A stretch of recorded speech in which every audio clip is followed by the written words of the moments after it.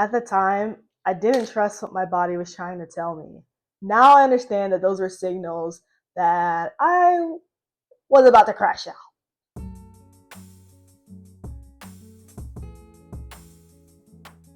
Hi, my name is Jasmine. I'm a burnt out teacher documenting my transition back to creativity.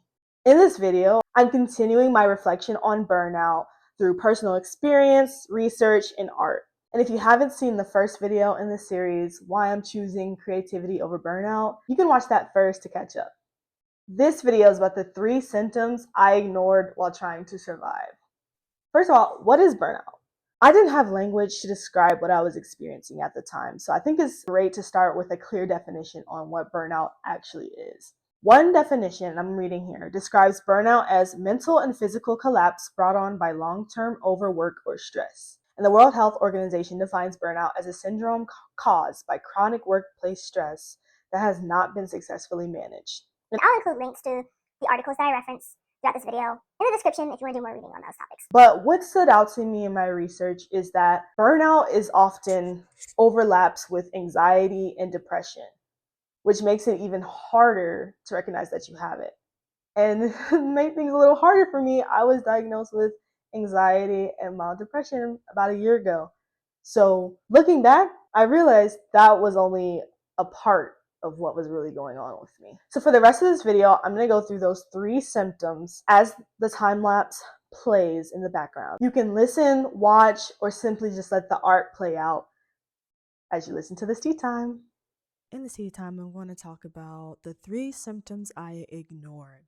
Symptom 1, feeling tired or exhausted. When I try to answer how exhaustion showed up in my day-to-day teaching, it's honestly hard because it just felt normal. It showed up by the end of the day when you've been in go mode for 8 hours straight. You're moving around the classroom, introducing the tasks, making sure students are managing their devices, reminding them to be respectful, writing bathroom passes at any given moment, no matter how many times you've already explained when it's appropriate to go. You're always doing something. There is no pause. And then there was the emotional tired. On average, I had between 120 and 150 students a day, and you're expected to give attention to all of them. You absorb their energy, the good days and the bad days. Some students are having a great day, so you gotta be upbeat for them, regardless of how you're feeling inside.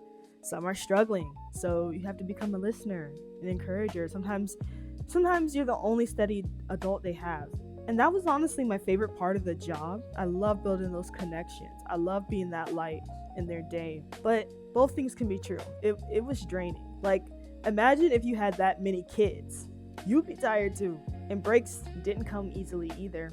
Lunch could be interrupted by a crisis or a lunch and learn meeting where you don't really learn anything and it could have just been an email. Meanwhile, your email is dinging all day, constantly interrupting your thoughts.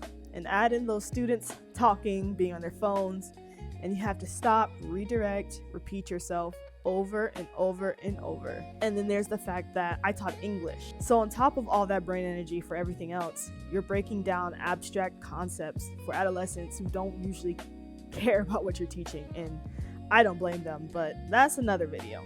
During planning, which is the 1 hour you're given to plan lessons, create materials, and grade assignments, I would often just blankly stare at the wall, disassociating. And somehow that's the same hour you're expected to grade 90 essays. I mean, not literally, but come on. So the exhaustion showed up everywhere, in my body, in my mind, in my constant being. I was doing the job of at least 3 people for 180 days out of the year. So of course I was exhausted. But I told myself everyone's tired, so it doesn't matter. Didn't help that I was living at home with my parents at the time and they did not validate my feelings. I could never be tired because I didn't work as hard as they did. And to many of the people I surrounded myself with at the time, I had a cushy job that paid exceptionally well for a 22-year-old starting straight out of college. And all I had to do was spend time talking to kids, and I had all my weekends and holidays off. What did I have to complain about? As I mentioned in my first video, my first year of teaching, I didn't take a single day off until March. It was the first mental health day I ever took in all my years of working, and it was necessary because I was noticing extreme changes in my temperament towards the kids, which is universally known among teachers that you need a break. That's an indication that you need a break. But day in and day out, I told myself that the students needed me to be there. and thus I showed up even if I showed up snappy and tired. Teacher tired is a real thing and it's completely normalized. It's almost a badge of honor, proof that you're doing your job correctly. Which is ironic because in one breath we're told, you can't pour from an empty cup. And in the very next breath we're asked to manage just one more thing. I would sit in meetings where something new was added to our plates and the presenter would awkwardly laugh and say, I know, it's a lot. And then everything after that just sounded like Charlie Brown's mom. Because the expectation was always that we can handle it. Having too much on your plate wasn't a problem. It was the point. Get this. To receive the highest score on your teacher evaluation, you had to be known as a teacher leader. And that language matters. That's literally how it's written in the evaluation standards. Level 4 teachers are praised for continually seeking ways to serve as role models or leaders. Mind you, you don't get paid for any of this extra effort, but this is the highest standard. So doing your actual job, planning thoughtful lessons, supporting students, managing your classroom somehow becomes the bare minimum. I remember a teacher who won Teacher of the Year, and one of the biggest points of praise was that he gave up his planning period to open his program to more students. And don't get me wrong, he was an amazing teacher. His students did amazing work. But the problem is the culture. Culturally, that praise says something else too. When exactly was he supposed to get his other responsibilities done if he didn't have a plan? And how were teachers in other content areas ever supposed to reach that standard? It took me a long time to realize that I was working in a profession where burnout wasn't the warning sign, it was the expectation. And that standard was completely unsustainable. Which leads me to symptom 2, lacking enthusiasm and feelings of negativity toward your job. I started to feel distant, numb, and increasingly negative about my job. I first noticed myself emotionally checking out when the way I saw my students started to change. When I first began teaching, I loved when students invited me to their games, their plays, their performances, and I wanted to show up for them outside of that classroom. And over time, I still said yes sometimes, but more and more, I just wanted to be in the school building less. And that shift concerned me because caring had always been the part that came naturally to me. And that was what I was looking forward to as a teacher. It was building a community, being part of a school community. So that shift was scary. And the same thing happened with the actual work. I stopped finding joy in grading essays. I know.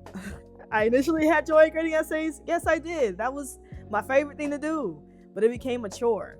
And I had to learn how to grade student essays in 2 minutes, which went against everything I believed as an English teacher. I wanted to give meaningful feedback. I wanted to take my time. But in a post-COVID system where we're expected to pass students no matter what, it started to feel like none of it mattered. And that realization that my efforts didn't change the outcome was deeply demoralizing. I also started disconnecting in smaller ways. I stopped dressing up. I put less effort into my outfits, my hair. Things that used to make me feel like myself just slowly fell away. I lost energy for developing the actual lessons too. The pace was so fast and my exhaustion so high that it became easier to make things up the day of. Showing up with vibes. Not because I wanted to, but just because there was no time to prepare. And I didn't work outside of contract hours. That was the firm boundary I had from year one. And the whole time, I thought the problem was me. I thought I just needed a change of pace, which is why I switched schools. But instead of fixing the detachment, it deepened it. I loved the new staff, but the systems were different and in some ways worse. We had less planning time and more meetings. Meetings where we were constantly told we weren't doing enough. Just phrased politely. I'm an English teacher though, I read through the lines. We were asked to complete tasks that in the grand scheme of things didn't matter, and I'll likely go into that in a different video. But my brain couldn't keep up. The demands stopped making sense. Everything started to blur together, and I felt myself pulling further and further away. Not because I didn't care, but it just started costing me too much. And stepping back emotionally felt like the only way to survive at that point. I didn't have the mental capacity to deal with the frustrations. And if I didn't step back, I would have been like the other teachers, constantly complaining and trying to push back to make something change, but it usually came with no results other than getting more oversight or admin presence in your classroom. So I was of the adage of, you know what, whatever. At some point, I just didn't have it in me to care. I had to start leaning on things that I valued outside of teaching, leaning into my scripture, leaning into the positive self-talk that I was learning in therapy to do to myself, that I am a good teacher, no matter the expectations. But eventually, even that was not enough. And that leads me to symptom 3, inability to perform the job. I couldn't do my job. On top of the physical exhaustion, the emotional exhaustion was heavy. Parts of my job that I used to manage without thinking started to feel impossible. Showing up felt harder. Staying felt harder. My coping mechanisms, the ones that had carried me through before, they just started breaking down. And they just couldn't keep up with the pace or the expectations anymore. I was crying on my way to work. I was crying on the way home. Some days it took me 20 minutes just to talk myself into walking into the building. And sometimes it took just as long to talk myself out of walking back out. I cried in the break room. I cried in front of my students. And that is something that had never happened to me before. And that was the moment I knew something irreversibly was wrong and I was done. But even then, I didn't think it was burnout. I thought I was just failing. I thought I just wasn't strong enough, organized enough, resilient enough. It's a word they like to use in education. And if I'm being honest, sometimes that's still how I feel. So there's the final result of this piece. I call this piece Girl on Fire for obvious reasons, right? I started this piece out of anger and frustration, and it was a way for me to channel all the fumbled thoughts I was having in my head. My emotions were just impossible to regulate. And the loud colors in the piece kind of represent those feelings. But the light over her hair represents the small ways I found to healing, my art and leaning on faith. I couldn't just leave this very heavy piece to me. I had to bring it back to the positive side, ground it back into the things that are really helping me on this journey of burnout, my art and leaning into faith. And in the middle of all the fire, it's a reminder things can be okay. If this video resonated with you, I'd love for you to like it and maybe even subscribe so we can continue to learn together on my healing journey. And comment below if any of these signs seem familiar. But that's all for now. Stay safe, be well, and I'll see you in the next one. Bye.